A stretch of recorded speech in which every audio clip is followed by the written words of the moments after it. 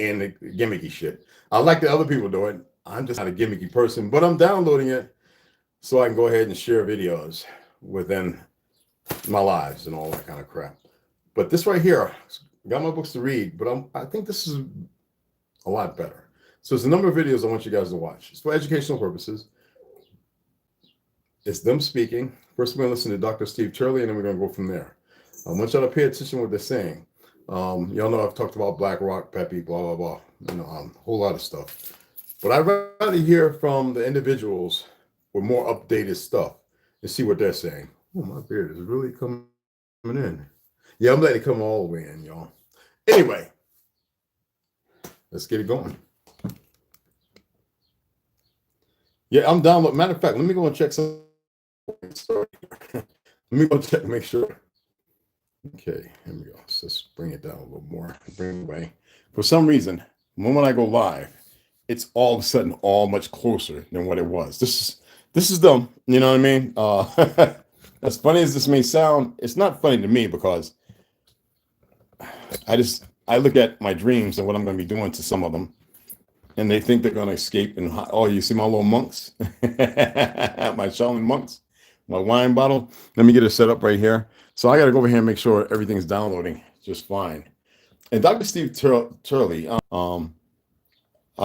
what's that? I went ahead and tweeted, shared on Facebook, and back to which call it here on YouTube. You're live with ex-President Trump, I guess, with his speech, and I saved it, but right here, which just doesn't bother me at all.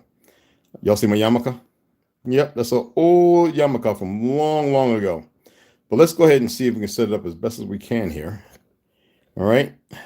I want you to really listen. It's not so much watching the video, and we're gonna discuss a little bit of it. Okay. Before I get started, let me go and check something right quick. The keys here, put this in the wash. I want to make sure everything is alive, cut off. Did you unplug? Oh, it's plugged up. Okay, good. Right. I'm downloading two. One of them I gotta pay for. So I'm gonna pay for it right now. The fan got a little hot. Okay, let's go ahead and get this started. All right. So it's a few of them I want y'all to. This over here.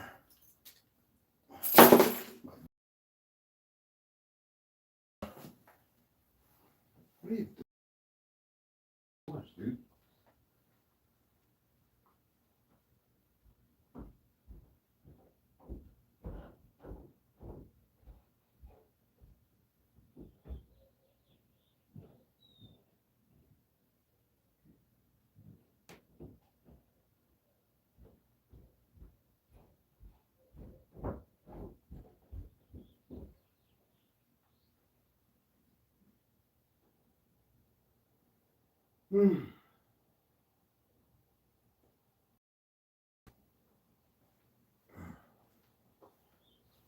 Dr. Steve, so how many of you know who BlackRock is, right?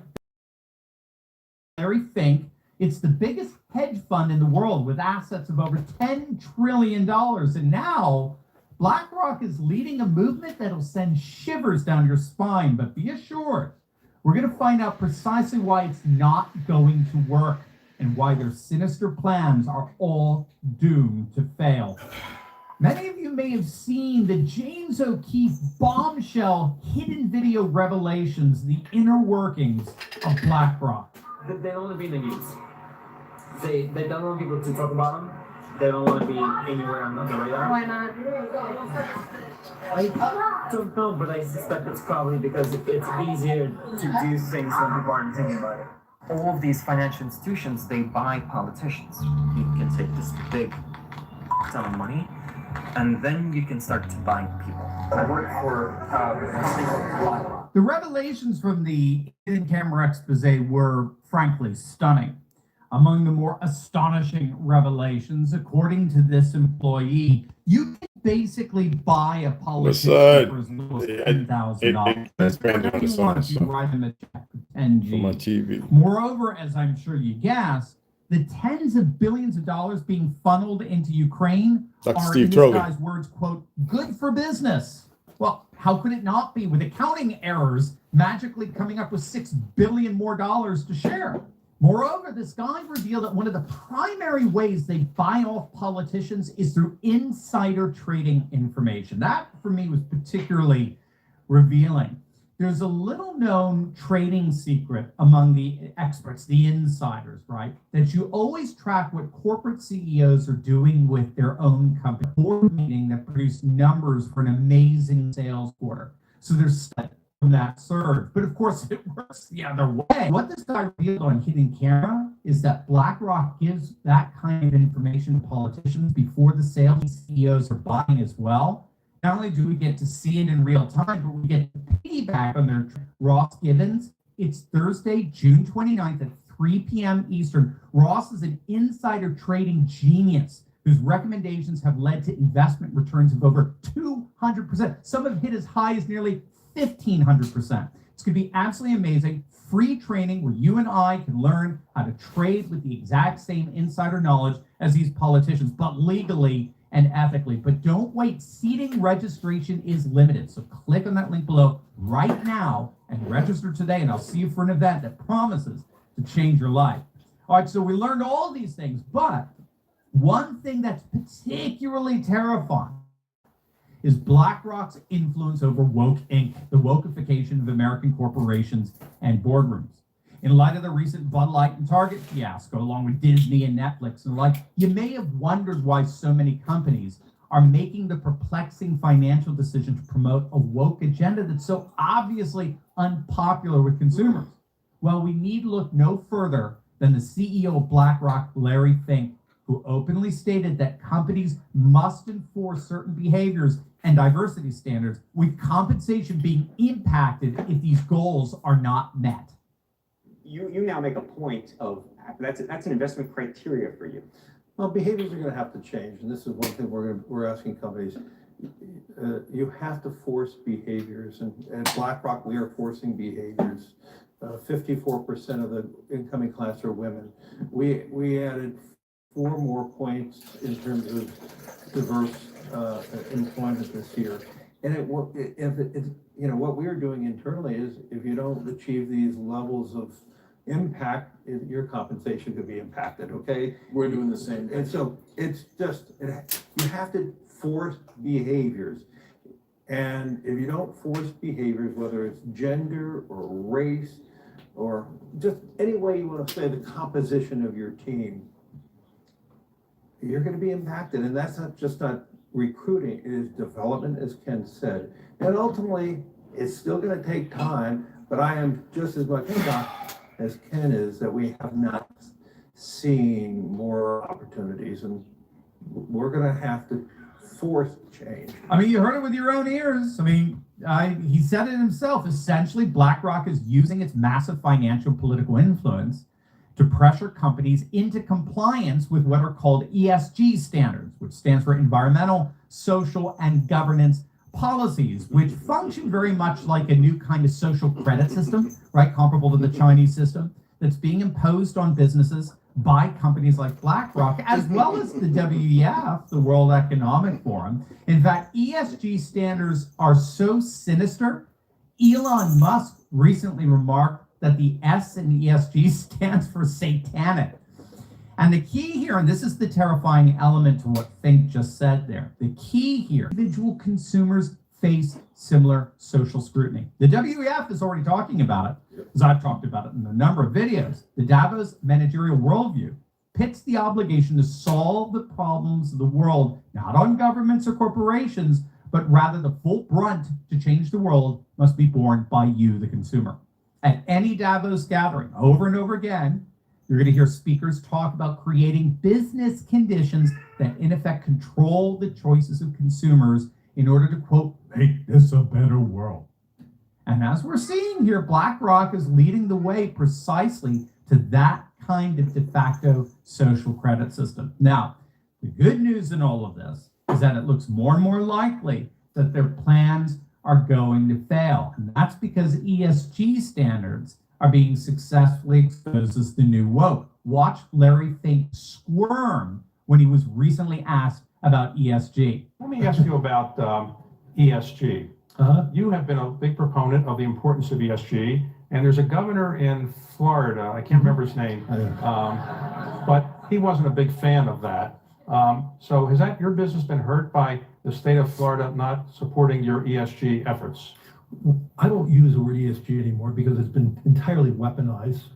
But it was weaponized by the far left and weaponized by the far right. So I'm not blending one side or the other, but it's been totally weaponized. So we talk a lot about decarbonization. We talk a lot about governance when we have governance issues or social issues, if that's something that we need to address. So in my last CEO letter, the phrase ESG was not uttered once because it's been unfortunately politicized, weaponized, and all that. And yeah, our business was hurt. We lost $4 billion of mandates because of 90% misinformation. Did you pick up any from people that liked you more than? Yeah, we did. I mean, so net last year, BlackRock raised a third of all asset flows in asset management. We were awarded $400 billion of net inflows. That's after netting the four. And in the United States, we were awarded over $200 billion in net flows. So we had one of the best years ever. But I'm ashamed of being part of this conversation. So as you can see, even the crown prince of ESG, Larry Fink, is running away from it. The simple fact of the matter is consumers are rebelling. The very consumers that BlackRock and WEF want to control are pushing back and successfully controlling these corporations. As long as the dogs don't want to eat the dog food, there's nothing these companies can do to leverage their behavior. BlackRock, Disney, Bud Light, Target, they are all learning the hard way to the tune of billions of dollars lost. That woke corporations are a business model disaster. The only inside trader tips that politicians are going to get from woke companies is dump their stock as fast as you can. Don't forget, click on that link below for a special All right, let's go. training on Let's go to this next one. Oh yeah, JFK. Was a crime that's... Let's go back a little bit. Chapters in US history has generated its own library of conspiracy theories. What's up? Yeah, I'm downloading some apps. Now, maybe you want to send those ones that you utilize. These might not be right. One I have to pay for. The other one's free. So that way I can do the little end, stream in, because I can't save the videos on my laptop. I should be able to. I'm able to move videos into my files, but it's not allowing me to put it in StreamYard unless I have to go through YouTube or something like that. But yeah, we'll talk about that later.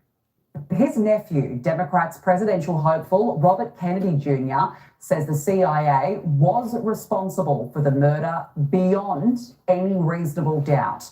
Robert Kennedy has told Sky News senior reporter Adam Walters the CIA remains involved in covering up its role in the 60th anniversary year of the Dallas shooting. It was a crime that stopped the world in its tracks on November 22, 1963. And the first unconfirmed reports say the president was hit in the head. That's an unconfirmed report that the president was hit in the head. Senator Godwin said, I saw a Secret Service man sitting on the rear of the presidential car and pounding the car with his hands in despair. President Kennedy and Governor John Connally have been cut down by assassins' bullets in downtown Dallas. From Dallas, Texas, the flash, apparently official, President Kennedy died at 1 p.m. Central Standard Time, 2 o'clock Eastern Standard Time, some 38 minutes ago. President's wife, Jackie Kennedy, was not hurt. She walked into the hospital at her husband's stretcher side. More than 1,000 books have been written since with theories on who was responsible for a conspiracy to murder JFK. His nephew, Robert Kennedy Jr., photographed here with his uncle as a young boy in the Oval Office, has told Sky News the assassination is no mystery to him. How do you align what you believe and what you know in terms of what actually happened? The evidence, Why is he talking to somebody from England? I am so done with that. But anyway. Mountain of evidence that the CIA was not only involved in my uncle's murder, but that but they were also managed the cover-up and continue to. They still won't release the last 5,000 documents. Is beyond any reasonable doubt. I'm an attorney. I've tried hundreds of cases. I have no doubt at all that I could try that case and convict the certain members of the CIA, people who were clearly involved in my uncle's death, who we know, whose names we know, many of whom have made confessions. Many of them were deathbed confessions. The sniper arrested for firing the fatal shots, Lee Harvey Oswald, was shot dead 2 days later, and Robert Kennedy was not surprised to learn that a 2013 poll showed 61% of Americans believed the gunman was not acting alone. We know now the American public knows for the first time that Lee Harvey Oswald was a CIA asset. He was working for the CIA, and he was recruited to the CIA since 1957, and that his movements were all managed by the CIA. The motivation, he says, could be proven to be JFK's rejection of advice from his military and intelligence advisors to invade communist Cuba and his later reluctance to deploy in Vietnam. 4 years and 7 months after Dallas, his father, Robert Francis Kennedy, was gunned down in Los Angeles as he campaigned to finish the job his brother started. Senator Kennedy has been shot. Is that possible? Is that possible? Everybody else, just please stay back. Just a doctor, come right here. My father, the evidence that his murder was the result of the CIA. I personally am quite certain of it, but it's not the kind of... Now, is that teenager misses his father still very much about it all these years later? My mom told me something years and years ago when one of my brothers died. I had a conversation with her about whether the hole that people leave in you when they die, the people you love, ever gets any smaller. And she said, no, it never gets any smaller. It's always there. But our job is to try to grow ourselves bigger around it. And we do that by taking the best parts of that individual, the most admirable parts of their characters and their greatest virtues, and trying to integrate them into our own character and discipline through discipline. And in doing that, we make ourselves larger. And in that way, the whole gets disproportionately smaller. As a young man interviewed in the 1980s, Robert Kennedy Jr. seemed philosophical about the so-called Kennedy curse and the danger of entering politics. You have to think twice about that. Does it frighten you at all? Well, I think that's an occupational hazard at this point. All these years later, it's a threat he's forced to confront as he follows his late uncle Teddy to become the fourth Kennedy to bid for the presidential candidacy. I take precautions, and I don't do things that I would like to do. I'm not going to be stupid. And I mean, I know the risks that are out there so very clearly, and I'm not going to be stupid about it. In belying that danger, RFK Jr. won't be campaigning against the gun lobby. As a sworn constitutionalist, he believes the right to bear arms in America is sacrosanct. Any attempt to limit gun use or gun ownership in the United States is regarded by that group of people, which are about a large proportion of the American, has become even more volatile and polarizing. Reads on almost all of our Bill of Rights in our country. The only amendment left was the Second Amendment. And for the people who feel strongly about the Second Amendment, they feel that the only reason that the entire Constitution was not taken away from them permanently was because they own their guns. It's not the time right now to go and tell people we're going to take your guns because they're already feeling besieged and beleaguered. A position he won't shift despite the lifelong pain his family has suffered from the bullet. Now, let's go to Matthew Cox. Yes, Inside True Crime. Pay attention. This is affairs. I got to take it back to the beginning. I was a highly decorated officer. I've never been in trouble in my entire life. This is my department coming at me because I spoke out against corruption. No, it's not the beginning, is it? Yeah, that's right. Yeah. Highly decorated officer. I've never been in trouble in my entire life. This is my department coming at me because I spoke out against corruption within the agency. These guys were leaving with all kind of thousands of dollars. And I say, you know, you guys, you know better than the ones we just put in the paddy wagon. You guys should be going to jail yourself. So when I get to the front of my yard, 60-some cops storm me at gunpoint. The only way you could get a Gold Cross recipient is by risking your life to save another individual's life. I risked my life doing an armed carjacking. He says, Ray, I'm telling you, you're faced with natural life imprisonment. This is the feds. The feds got a 98.8% conviction rate. I told him, I said, God got a conviction rate of 0%. I'd rather go to prison for the rest of my life because I'm not going to admit to something that I did not do. I haven't done nothing wrong. I've been fighting ever since I was 6 years of age, man. Ever since I was 6 years old, I've been fighting. I tried to put my fist through his brains. And he gonna tell me, I make sure, I said, I eat mace. When I tell you these people literally try to destroy me, man, they put me in a hole for 5 months. How do you help your family, man? You know, your kids ask you, Daddy, when you coming home? I tell them soon. 6 months going by, a year going by, going in 2 years, you know? I keep telling them soon. I mean, I know all that. Like everything you're saying, I know. Mm-hmm. So I just try not to think about it.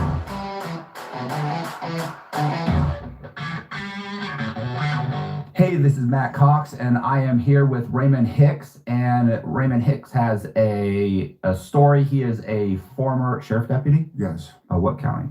Broward County. He is a former Broward County sheriff's deputy, and he's. So you think y'all want, who's gonna vote for the Sanders? The Sanders is crooked as all of them. That nigga's no good. It only they say 10,000. I think it takes less to buy these sorry ass politicians, whether they're ex-Navy or whatever. They're perverse, all of them. The government's a fraud, and they are power struck. And they are doing very nasty things. But let's go ahead. An extreme. We've been talking for a little bit, but so I'm always in my life. He walked away maybe around about 12 years of age. But he's from, which I've never been there before. And so I guess the two of them met in Guilford, Florida. And I guess that's where they got married at, if I'm not mistaken. All right, brothers, sisters? Yes, I have one. My sister's deceased now. She was 46 years of age.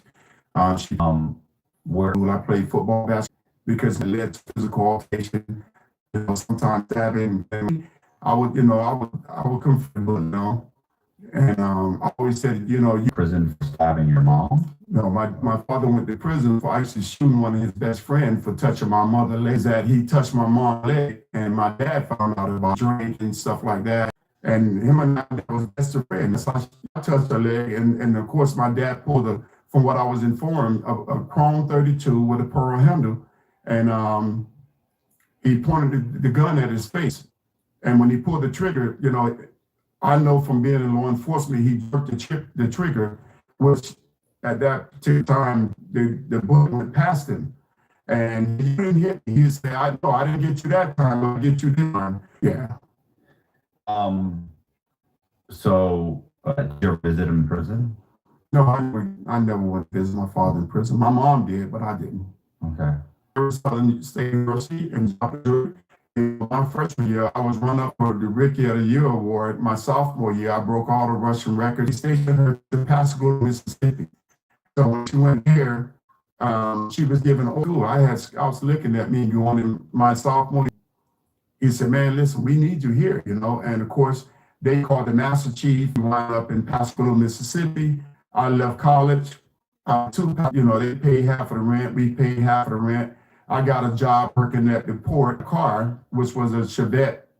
It was a red Chevette. I think it was 1984, if I'm not mistaken. I got the car and I drove back here to Florida, to Fort Lauderdale, and then I got a job working as a construction worker. And that's when I decided to apply for the Broward Sheriff Office because I was majoring in criminal justice, a detention officer. Okay. All right. So you didn't graduate?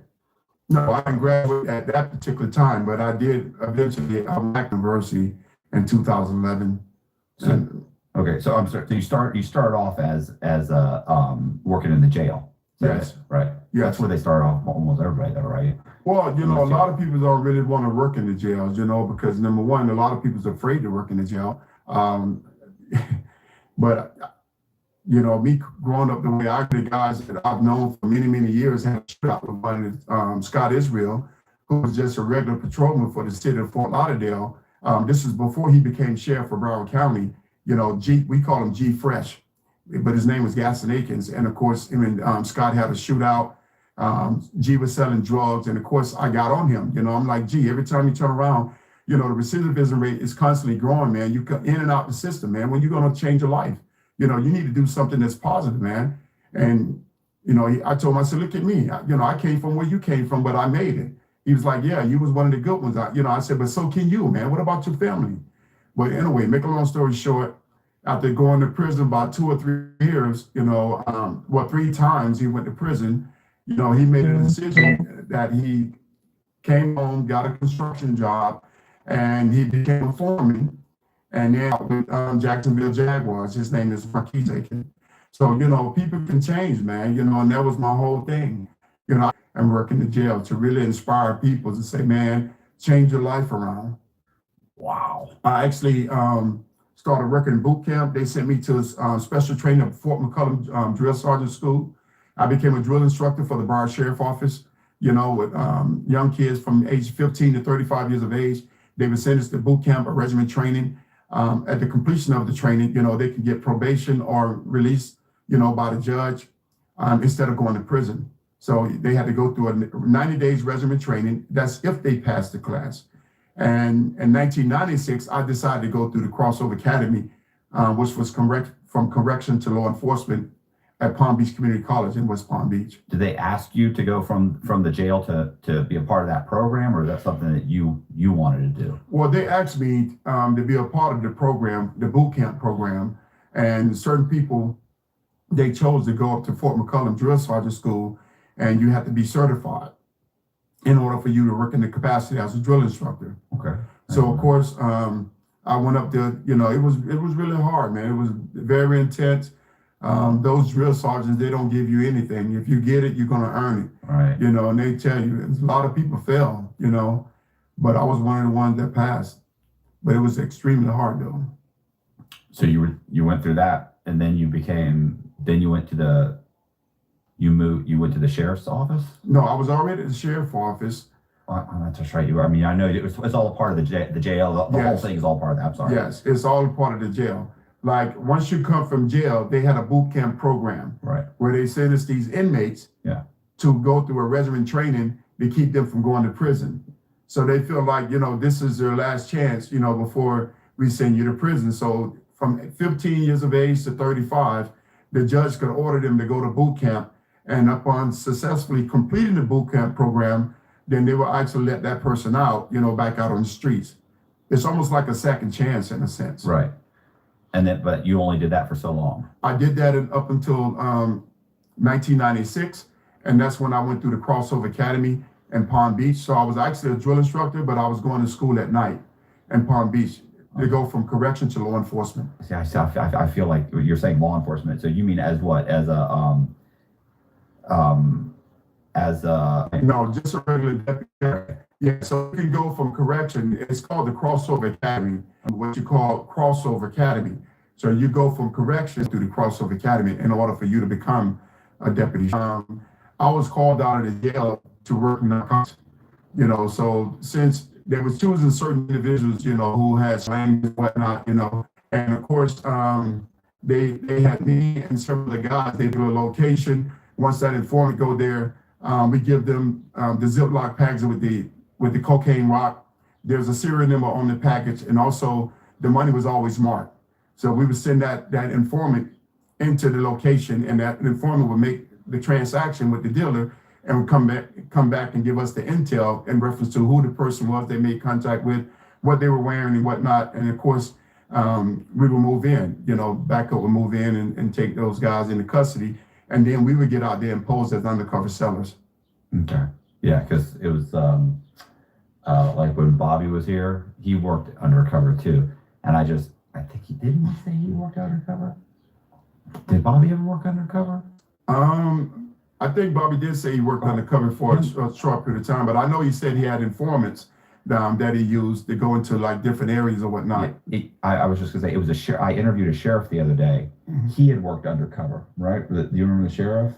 I'm always gonna come off like a cop. Like you know what I'm saying? Like you're gonna look at me like anytime I tell somebody I was in prison, they're like, come on, man. Right. Look at you. Right. You sound more white you already are when you try. So anyway, so yeah, I couldn't pull it off. But yeah, there's some guys that they could just, because they can spot if you're on the street, you can almost always spot them. Like you got to know how to talk. Oh yeah, and not only that, if you're from the street, you can really tell. We back in the days they call them 5-0. That's the type of street lingo that they used back in the days to say, hey, there's called Franklin Park. It was notorious for illegal activity. Always constantly, drug activity going on out there. It's on a regular basis. You got 5, 6 guys. When I was in Florida, man, bring it forward. Let me see where it's at. The one I let you listen to on the audio tape. I was gonna say, if you want to listen to the whole thing, this is Matthew Cox, Inside True Crime. Because they have to. It goes. I listened to it last night. It's pretty long. I appreciate the fact that you're giving me the fact that what has happened to me and my family. Am I bitter? No, I'm not bitter. This is practical. I know some of you may have been locked up to come in here and watch this, and y'all having a difference. This is not about hate or anything. This is about what goes on. Now there are other individuals as well. There's over thousands of videos of people who have been locked up. Other police officers who were doing the right thing, more of a like or a want instead of a need. I'm giving you something you need. Stories. 70. But I've also seen hundreds of them. I'm just not going to watch all of them because I know they're always bad. You hear me? And he's not the most educated individual. And when I say educated, I am not talking about the system of education. I am not talking about this perverse system. And I said, this is a time that I'm literally about to lose it. They sent me death threats, bro. The Broward Sheriff Office left it on my answer machine. I called 911. They sent a gentleman out by the name of Rick Watson. I said, Rick, listen to this audio tape. I'll be lying in my room in a pile of blood. So I went and bought an AK with 180 rounds. I told my mom, you might as well go get your black dress, man. She said, son, don't do this, man. I said, Mom, these people want to take me and my family life.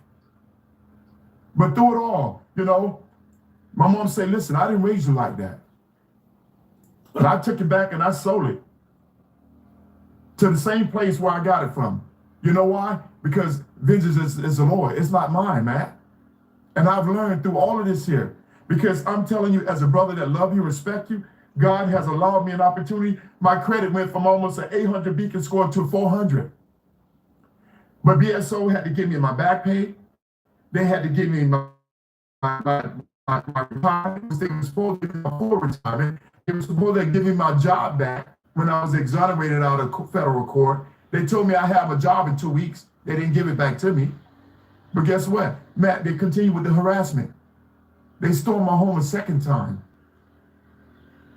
After you were found not guilty? After I was found not guilty. Okay. They said I was shooting at someone in my backyard. My wife and I, we was in court. My neighbor who lived down the street, he was a sergeant.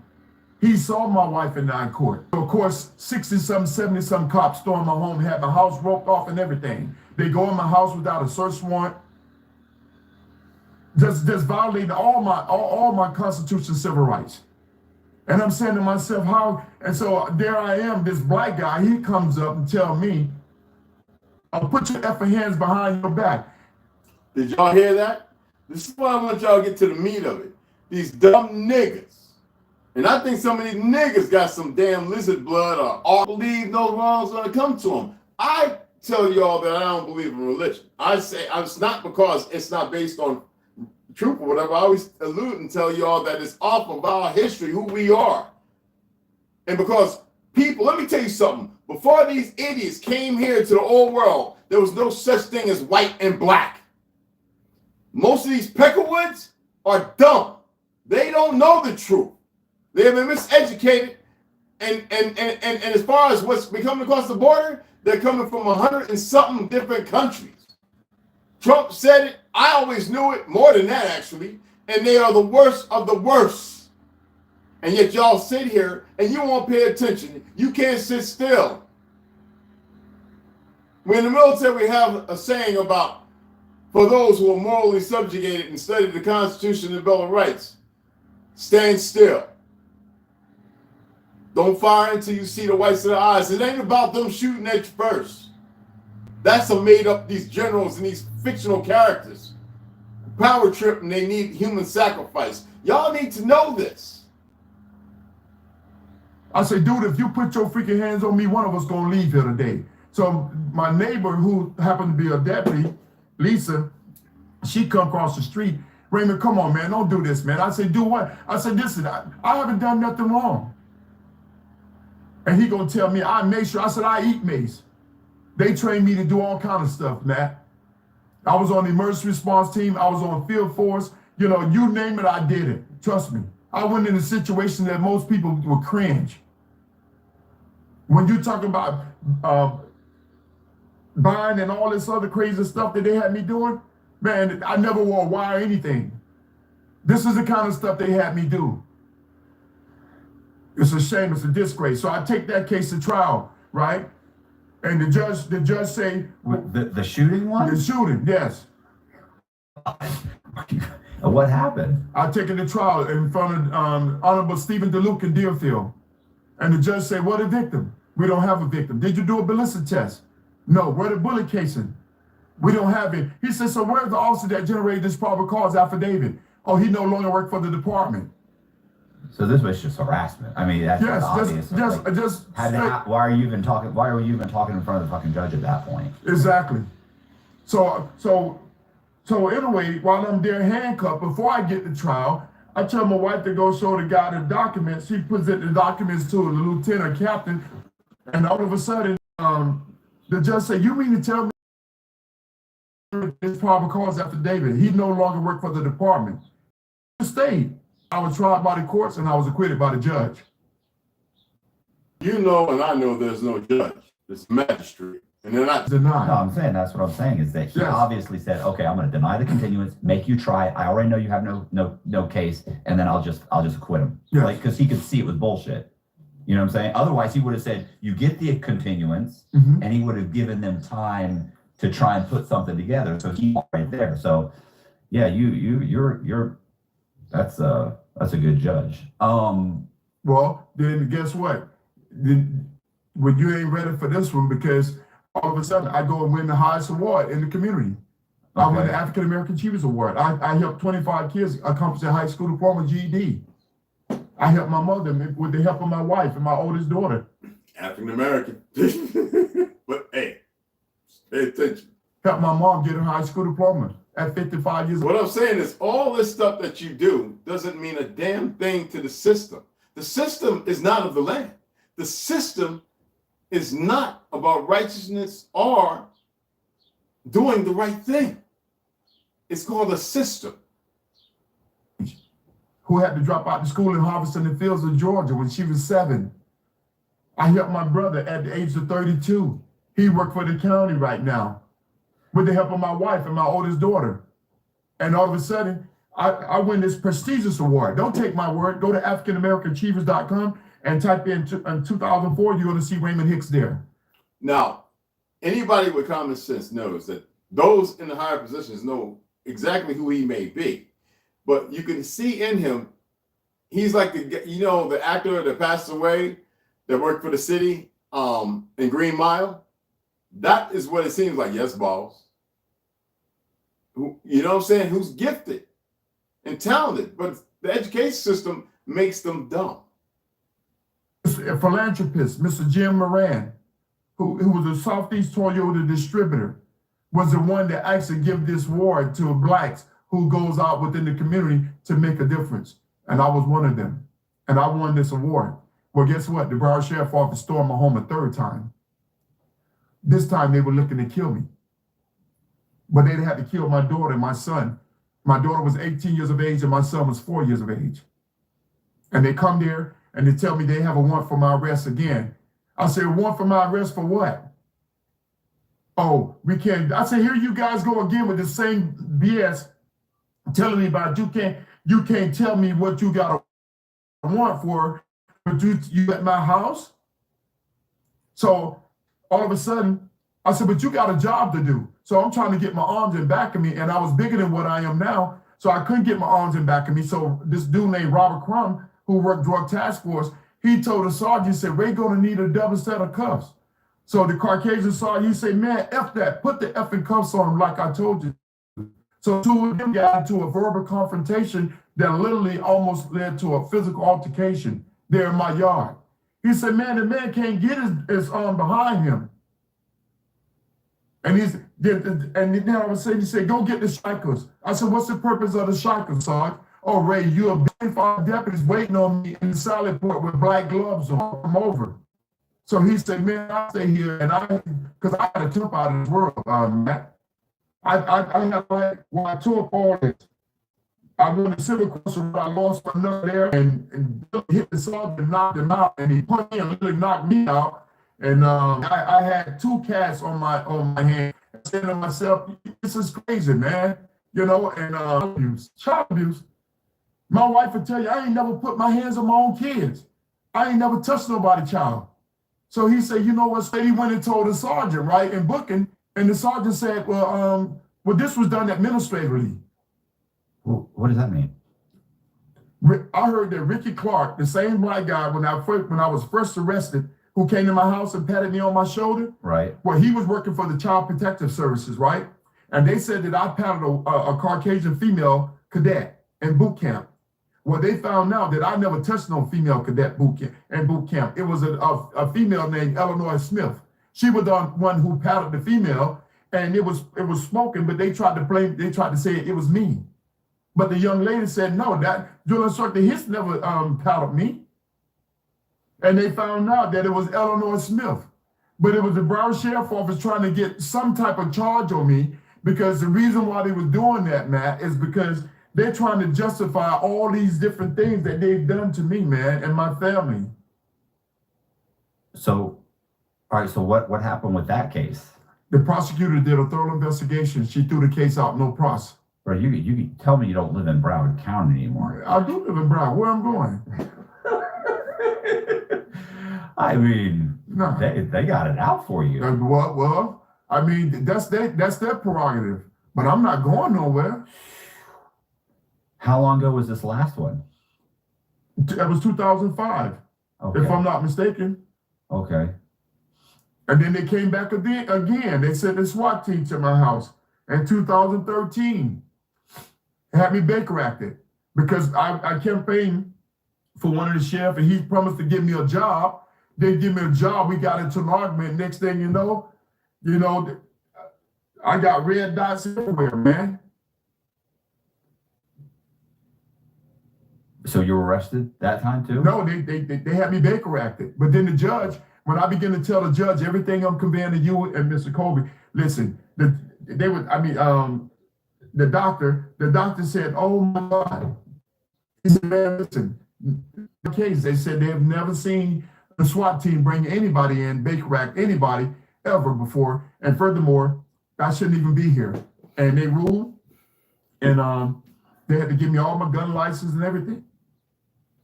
But again, I thank God for going through there, because there was a young Caucasian female. Her name was Kia, and she was so she wouldn't talk to her mother, her father, her grandmother, nobody. But I began to embrace her like she was my own daughter. I said, you shouldn't do that, young lady. You know, you should at least open up to them. And we talked. And of course, she started talking to her father, her grandmother, her mom.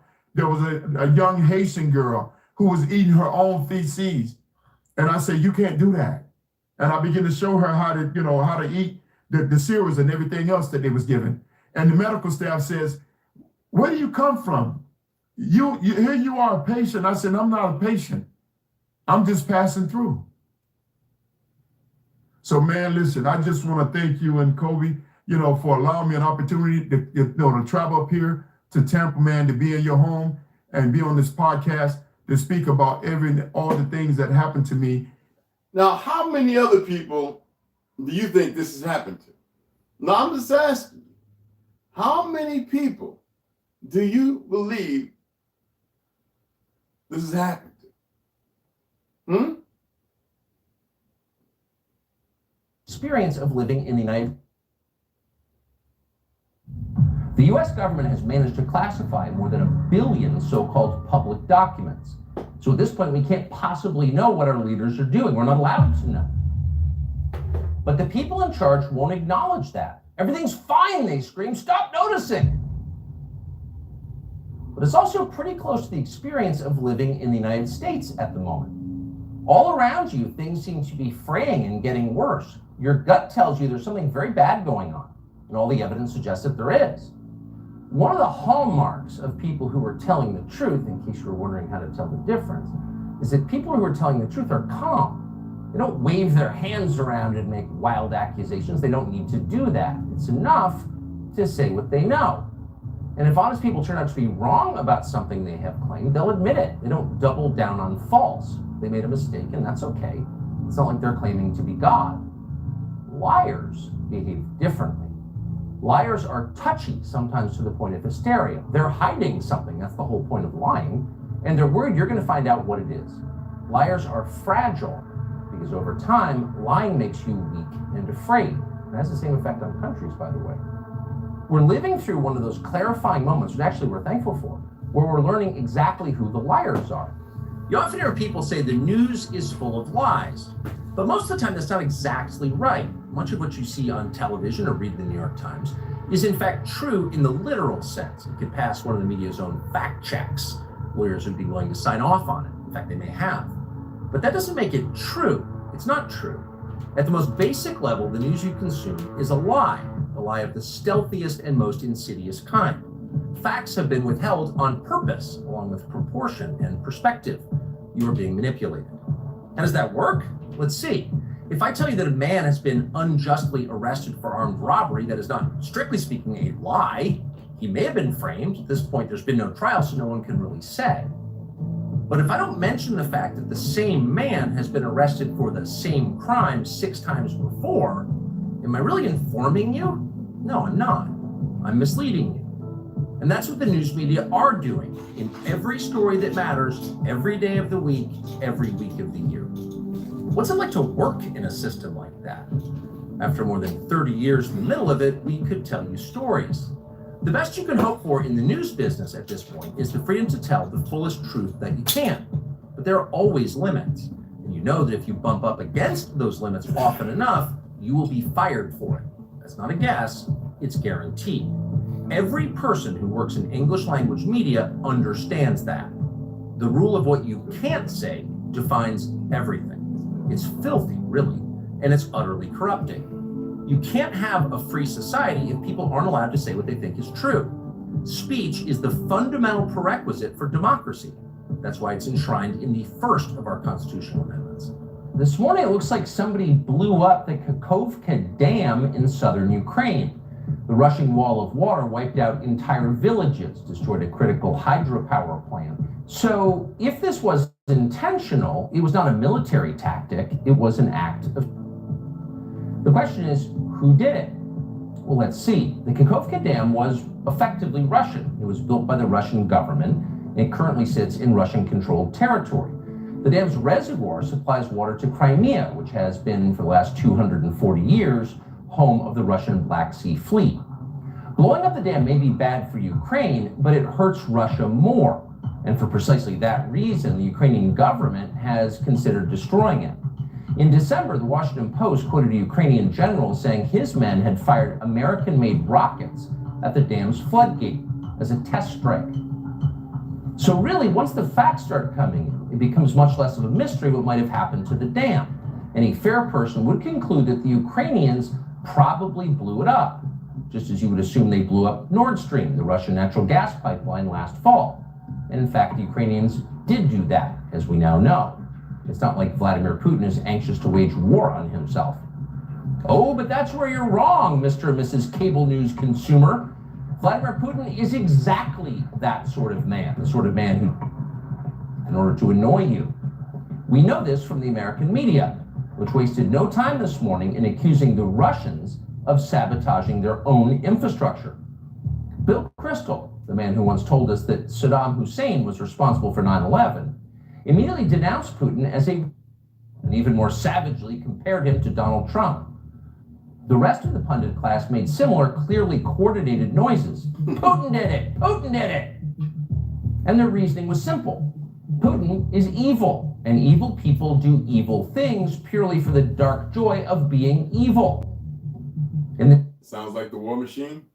specific case, Putin attacked himself, which is the most evil thing you can do, and therefore perfectly in character for a man that evil.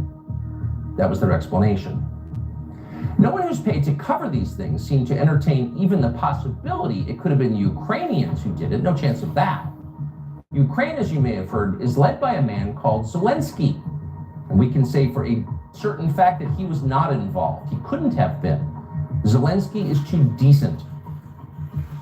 Now you see him on television, and it's true you might form a different impression. Sweaty and rat-like, a comedian turned oligarch, a persecutor of Christians, a friend of BlackRock. But don't believe your own eyes. Actually, Mr. Zelensky is a very good man. The best, really. As George W. Bush once noted, he is our generation's Winston Churchill. Of all the people in the world, our shifty, dead-eyed Ukrainian friend in the tracksuit is uniquely incapable of blowing up a dam. He's literally a living saint, a man in whom there is no sin. That's why Lindsey Graham is so attracted to him. They're just two good people, hanging out together and being good. The Russians are... It's the best money we've ever spent, Graham says. A smile spreads across his thin, quivering lips as he forms the words. He looks like a starving man contemplating a breakfast buffet. The aroma has aroused Lindsey Graham. Thanks so much, replies Zelensky. He feels the same way. See, there's nothing dark here. Just two middle-aged guys celebrating the population. They don't seem like the kind of people who'd enjoy flooding villages or starting a famine. And in any case, who cares if they are? It's really not your business. Your job is to support Ukraine. It's very easy to understand. It is vitally important for you to support Ukraine because it's necessary for Ukraine to be supported by you. Your support is mandatory. Back when they still taught logic, statements like this were tautologies. Something is true because it is. The more you repeat it, the truer it becomes. It's a self-reinforcing reality. There was a time when tautologies were considered illegitimate arguments, not to mention hilariously stupid. Only dumb people talk like that. Now everybody in power talks like that. Diversity is our strength. Trans women are women. Zelensky is Churchill. It's all self-evidently true. Doesn't need an explanation, and don't ask questions. Sound familiar? Of course it does. That's the path they're serving us day after day in steaming, lumpy portions. By this point, it's possible that American citizens are the least informed people in the world. Your average yak herder in Tajikistan knows who blew up the Nord Stream pipeline. It's obvious. Does he think some skinny dude in a dress is actually a girl? Come on. That idea would never occur to him. You've got to be lied to at full volume over a period of years in order to reach conclusions like that. And of course, we have been. That are going on right now, 100,000 people. No, Rob Portman doesn't care. What he cares about is Ukraine. And he shares that concern with Lindsey Graham and Chuck Schumer and Nancy Pelosi and, of course, Liz Cheney. So they are unified.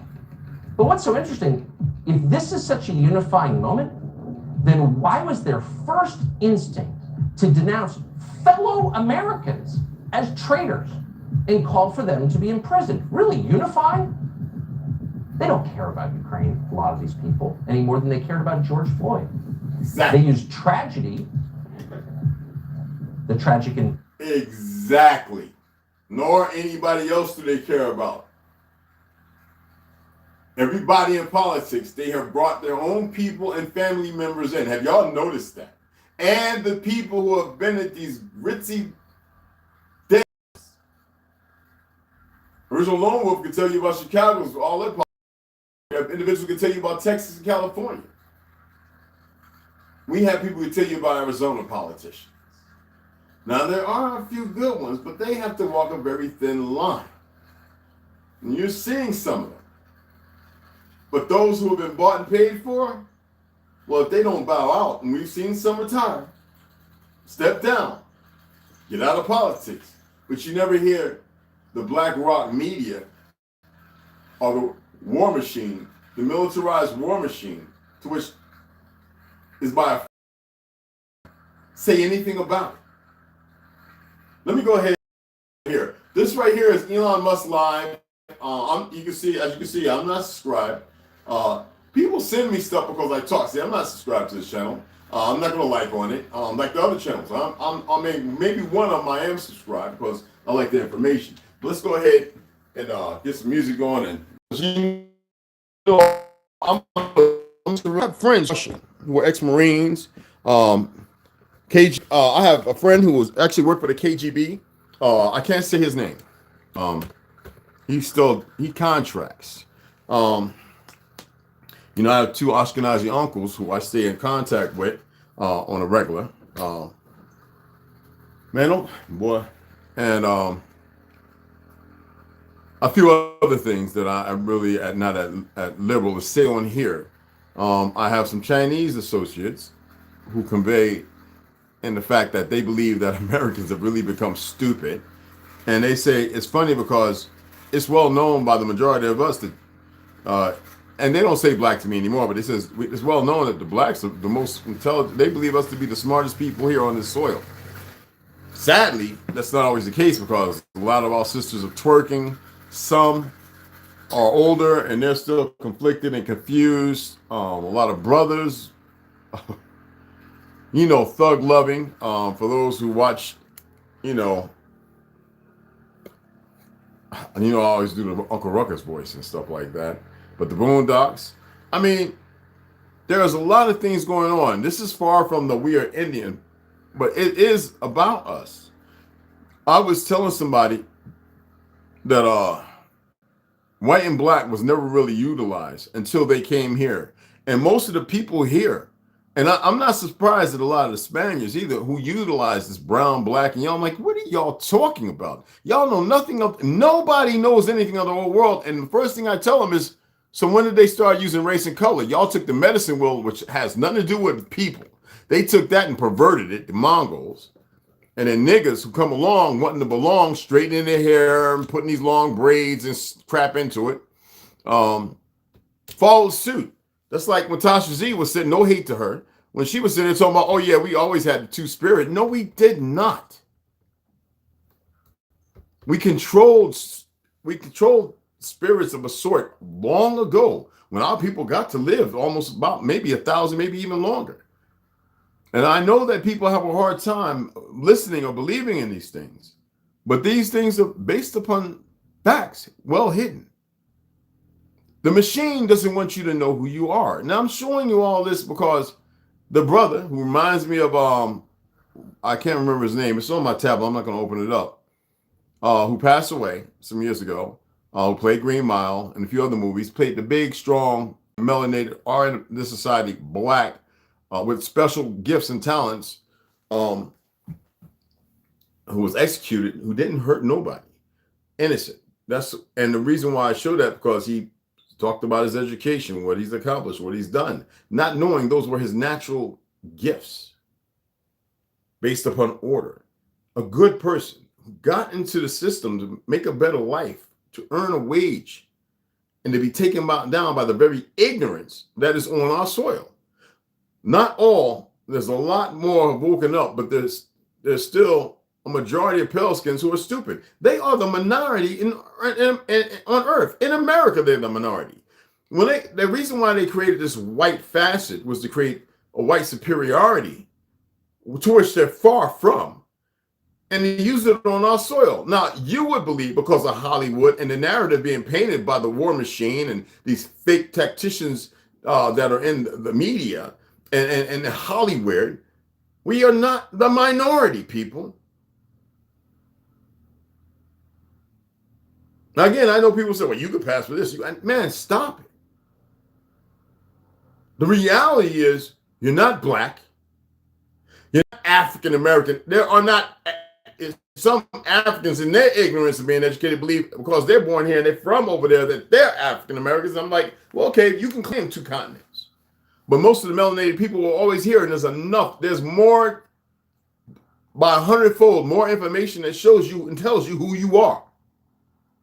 I don't care if you got some so-called new breed, half Ashkenazi, Arab, melanated individual bloodline in you. It's a fact that before 1950s or 60s, that our people were sleeping and they were blacking out the so-called white race. And they had to stop that. And here comes Margaret Sanger, Bill Gates' father, And nobody wants to hear that because they always tell the opposite of the truth. There are literally pale skins and Spaniards running around who are el negro, or black. For those who still want to hold on to that color, that is something we need to do away with. But because our soil, a righteous one, is so perverted and our people along with it, we have to see this stuff for what it is. There are people who are yelling and telling you all the perversions going on, whether it's a game or not. And most people don't want to listen. They want to abscond from it. They just don't want no part of it. That's the ignorance. That's like having a relationship that can be good, but not holding yourself accountable for your own actions, believing that you're supposed to just throw stuff on people and they're supposed to sit comfortable with it. I'm not going to get angry, upset, or mad or anything like that. But I'll be like, no, who I am is a far cry from who you still are. I'm the type of person, if you have me believing that you're something different and all of a sudden you hit me with a lift, you know what I'm saying? But this is what I'm still holding on to. And I literally allow you know that I'm not partaking in that. That is something that's in the difference you're going to have to deal with, because I'll just soon as depart the Red Sea and part from you with no feelings. See, people have a hard time dealing with this. So we look at these things. BlackRock, Pepe, trillions of dollars. What dollars? Are they talking about gold? Or are they talking about people? What's really going on? You see what I'm saying? There are so many lies. And if we stay, like I said yesterday, we stay conflicted with all this information, these lies, how can we move forward?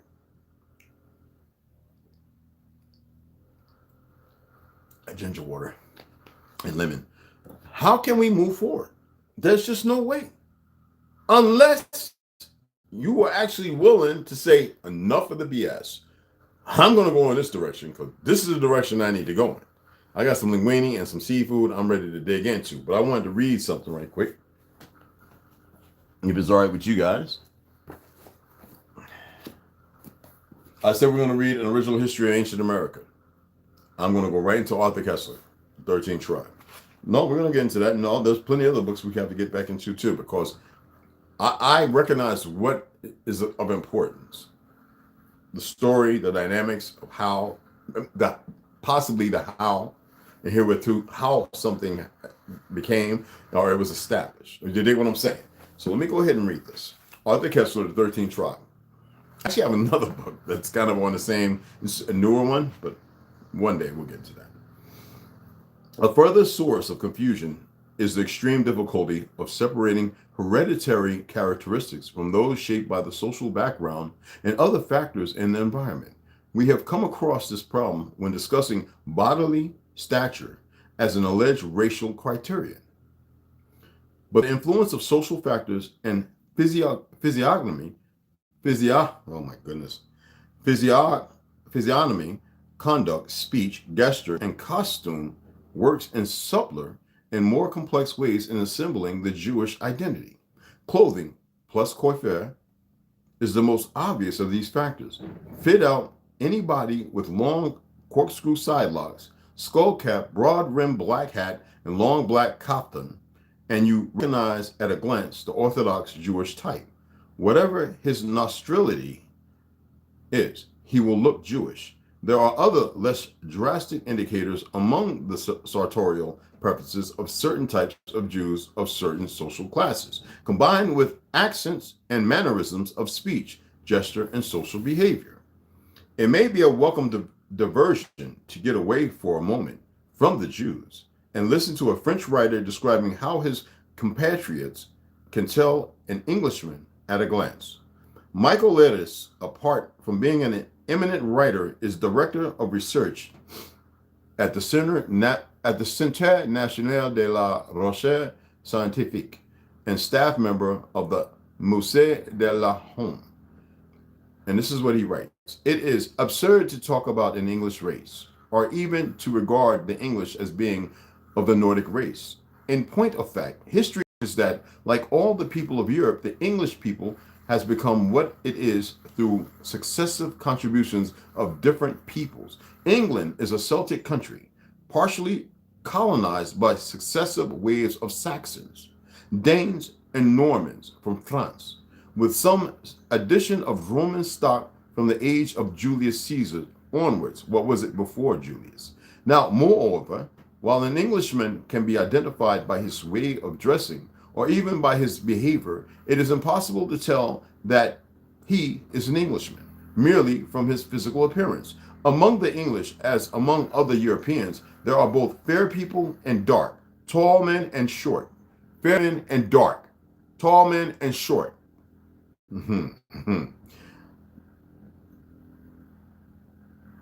Dolichocephalus. I never seen that word before. And brachiocephalus. I think that's something to do with how a person looks. It may be claimed that an Englishman can be readily identified from certain external characteristics which give him a look of his own. Restraint and gesture, unlike the conventional. I'm about to go out here and lay into this guy. And gesticulating, because there is no grass. What is he cutting up? Hold on, people, hold on.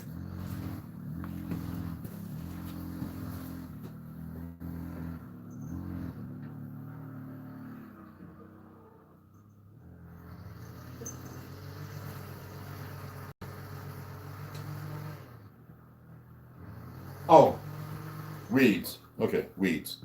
Sorry about that, guys. Weeds. It's the weeds. Right.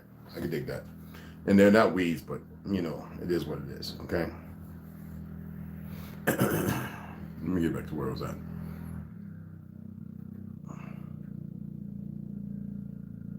Here we go. Okay. However, anyone who made this claim would be likely to be found. No, my fault. Unlike the conventional gestculate,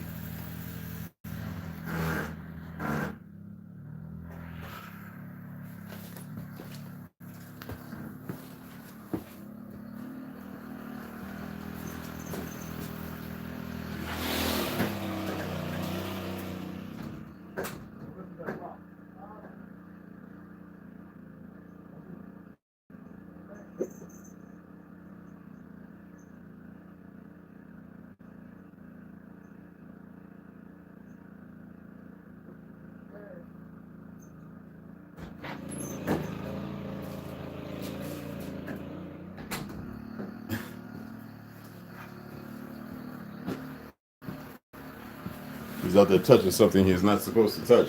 I would hate to see him get sick in a few days and not come back. Okay. Bodily attitudes. Anyway, let's get back to the typical Englishman.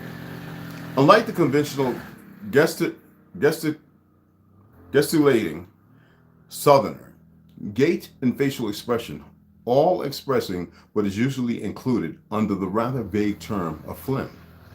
However, anyone who made this claim would be likely to be found at fault in many instances, for by no means all the English have these characteristics. And even if they are the characteristics of the typical Englishman, the fact would still remain that these outward characteristics are not physiques, in the true sense, mind you, and bodily attitudes and motions and expressions of the face all come under the heading of behavior, and being habits determined by the subject's social background are cultural nor natural. Moreover, though loosely describable as traits, they typify not a whole nation but a particular social group within it, and thus cannot be included among the distinctive marks of race. However, when the Leonidas says that facial expressions are not physique, but come under the heading of behavior, he seems to overlook the fact that behavior can modify the features of individuals and thus leave its stamp on their physique.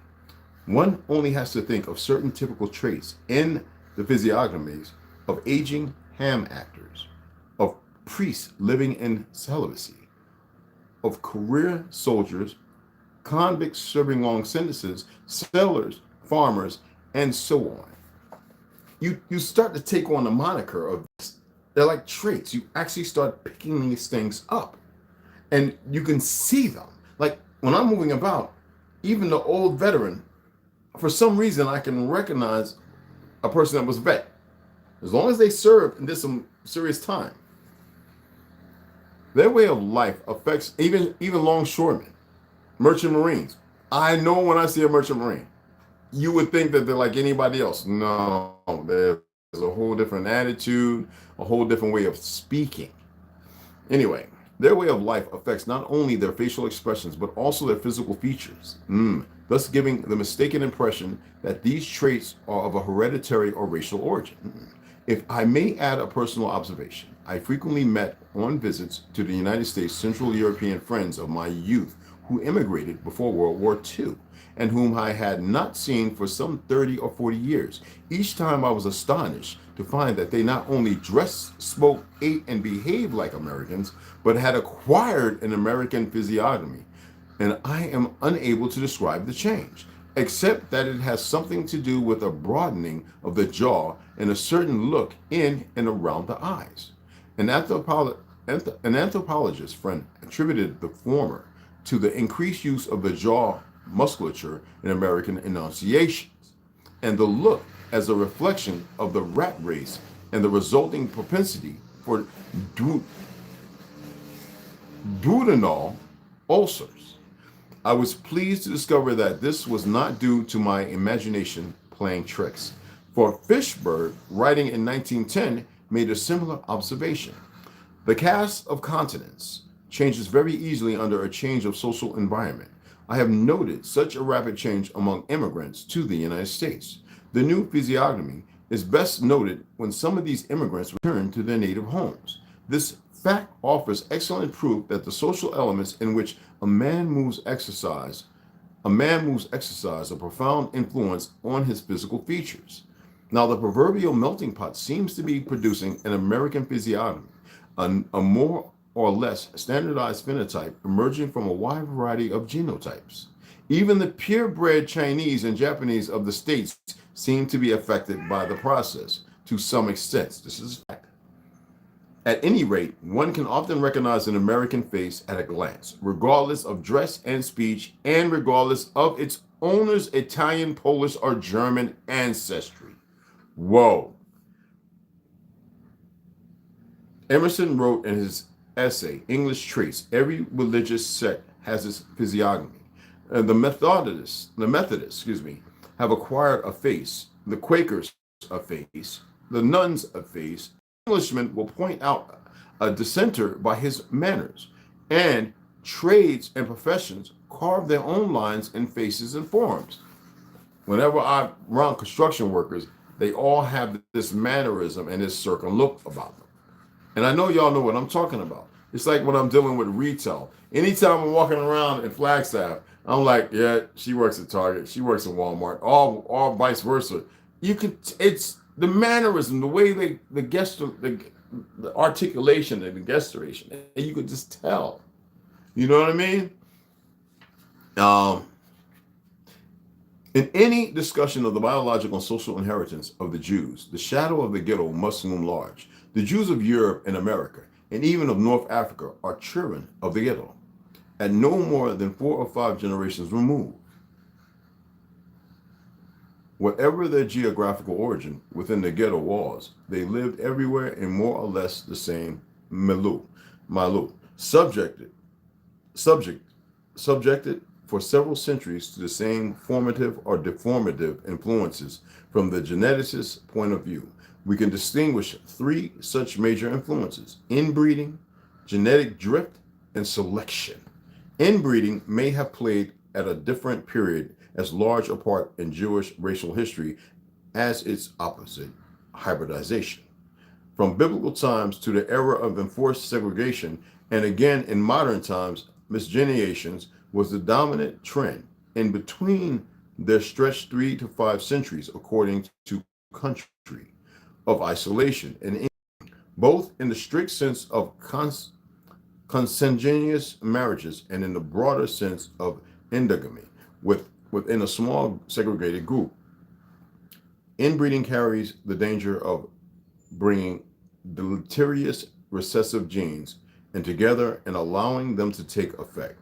The high incidence of congenital idiocy among Jews has been known for a long time and was in all probability a result of protracted inbreeding, and not, as some anthropologists asserted, a Semitic racial peculiarity.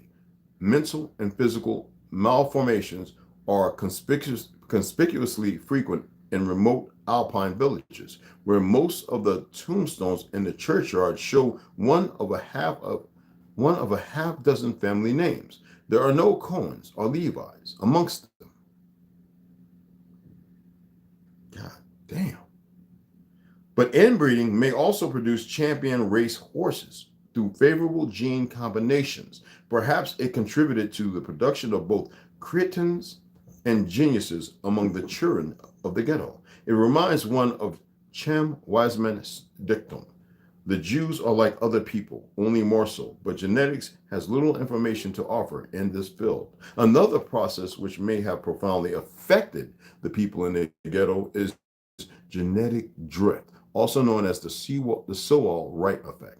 It refers to the loss of hereditary traits in small isolated populations, either because none of its founding members happen to possess the corresponding genes, or because only a few possessed them but failed to transmit them to the next generation.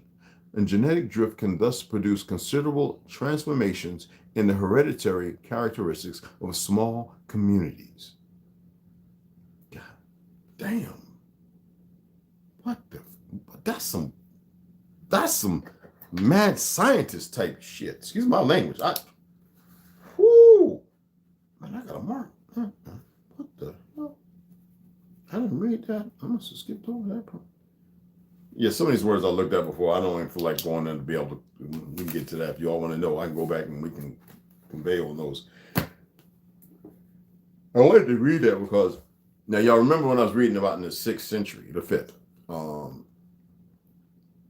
the coup d'etat, how these Ashkenazis, they say Al-Khazarians, or Khazar, excuse me, or Ashkenaz, went and ran to them and took on their way of life, which they later, about 300 years later, started creating a religion. And the coup d'etat had already happened. That means they had already eradicated them, raped their women, made this new breed of individuals, and hence started traveling and going everywhere, though people were making war against them.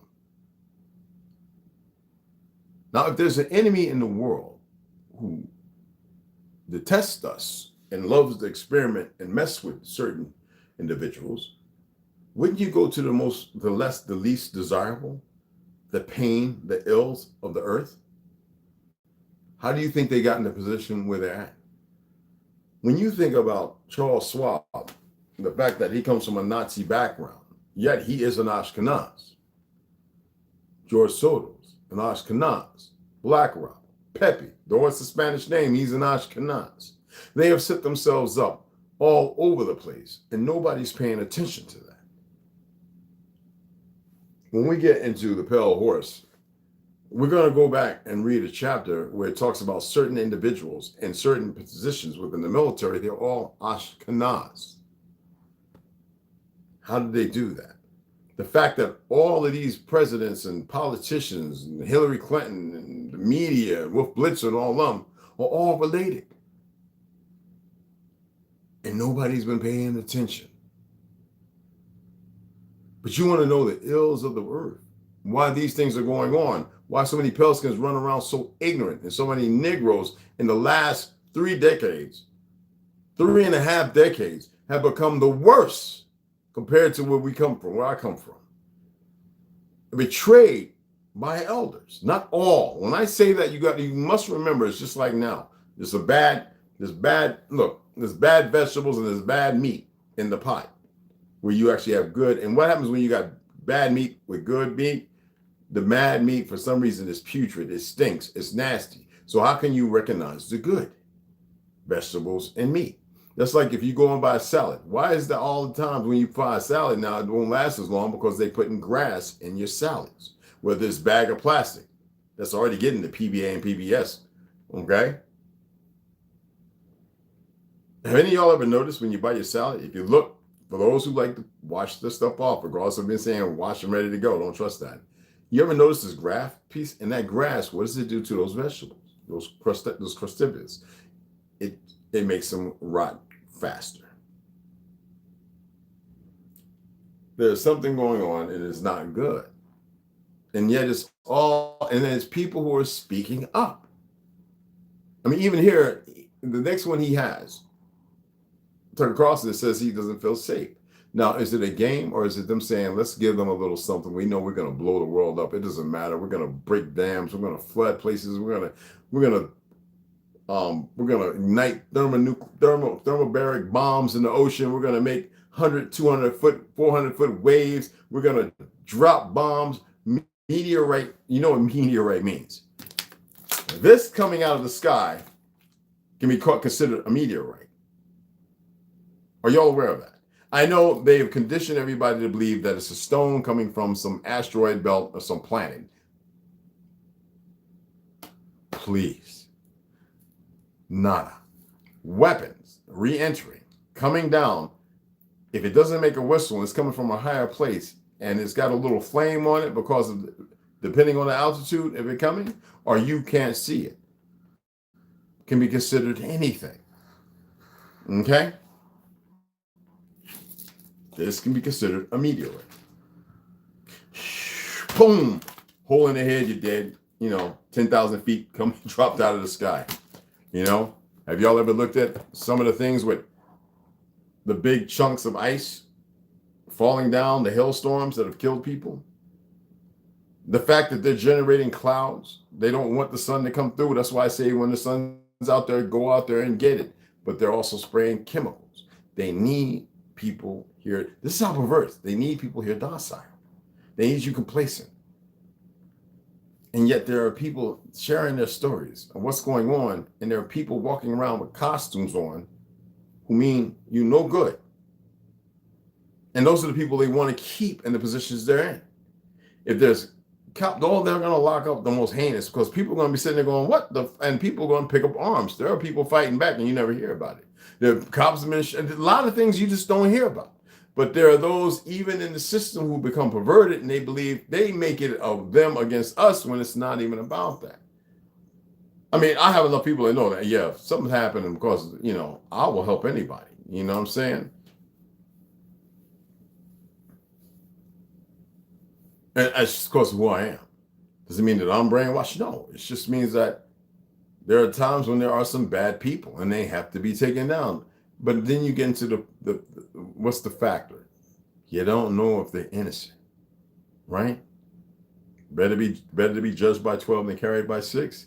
I'm starting to say, that's a distraction in itself too, because he was docile. He could have tore through a whole lot of folk, and he could have stopped a whole lot of stuff by laying his life down. If he was so, this is what I'm getting at.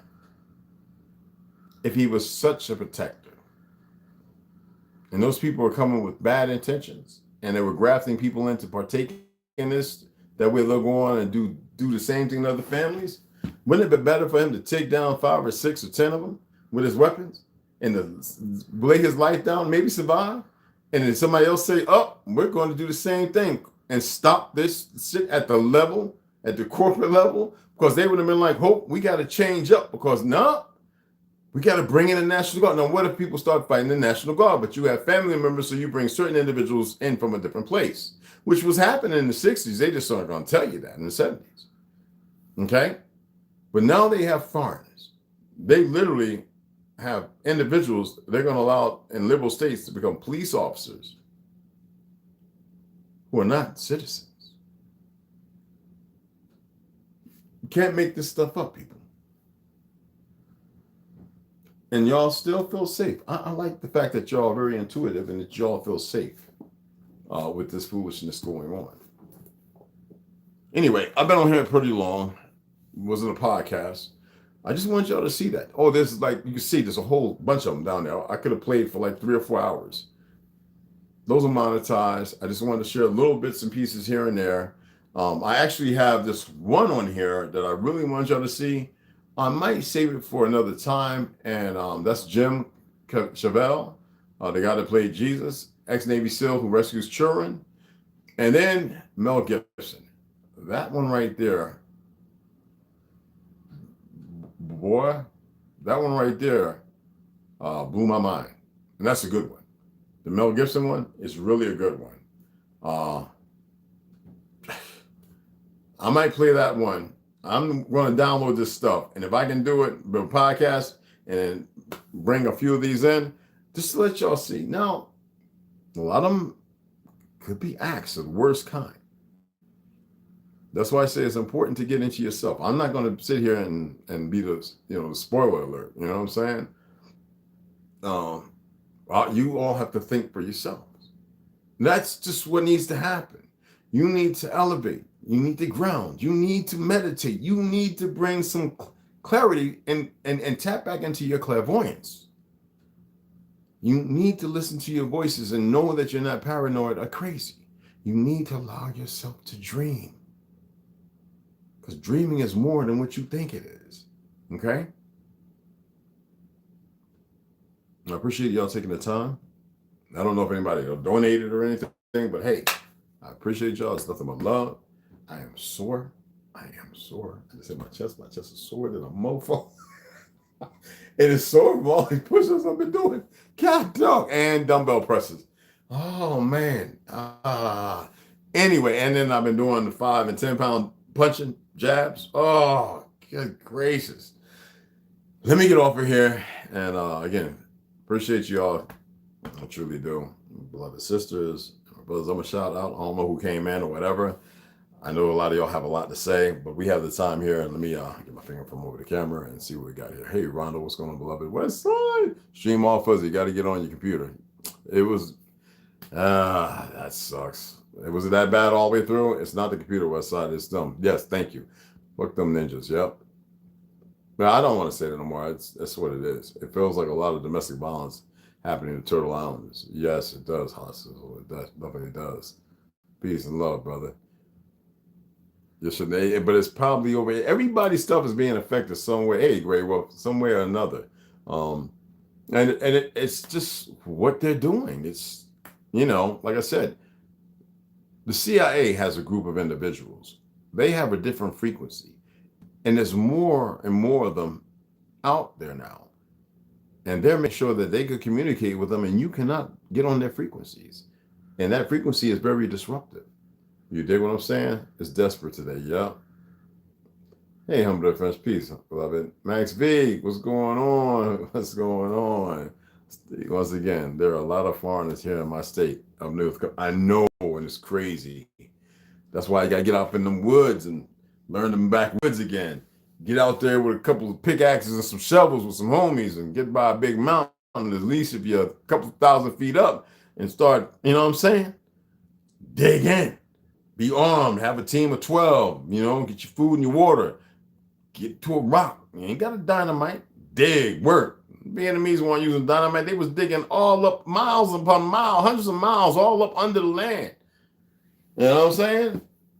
Just saying. And you ain't got to convey with nobody. This is my land. What are you talking to? You people got here in 1924, and some of y'all just got here not too long ago. Fuck off my, you know what I'm saying? The thing is, numbers. We're stronger in numbers, people. That's all I'm gonna say. I'm gonna say least, because that's, oh my goodness. Oh, you know what I mean? They'll start, oh, we gotta do this. We gotta, who's the sick ones over there? And what's the bastard over there? We need to put them out in the field and da. No, you know what I'm saying? But anyway, appreciate you guys taking the time to come in and listen. and see things for what they are. Once again, there are a lot of foreigners here in my state of North Carolina. I know there are a lot everywhere. Down in Phoenix, California, Texas. But see, some of them getting the hell up out of Texas. You ain't hearing about some of the stabbings and the beatings that are going around. Oh, they being passed out like lollipops. Chicago, they kind of stand. They already got certain things going on, but I wish it was lone wolves. They got things happening. Oh, trust me, there's certain parts of Chicago, the migrants don't want to go have no part to do with. New York, man, you got the ghettos where they want to go and stuff. But New York, man, I don't know, man. It's like Jersey, man. Like certain places over there have kind of just lost it. Because when they come in, they work and then they'll buy up like 3 or 4 blocks, like for real. And now people just so stuck on being plastic and materialistic. And it's like, well, how do you change that? What do you do? You know what I'm saying? But anyway, let me get off of here. I'm hungry. I'm going to get my linguine and my seafood. And I'm going to lay back and listen to a few more things. And I appreciate you guys coming in, all right? Mad love and respect.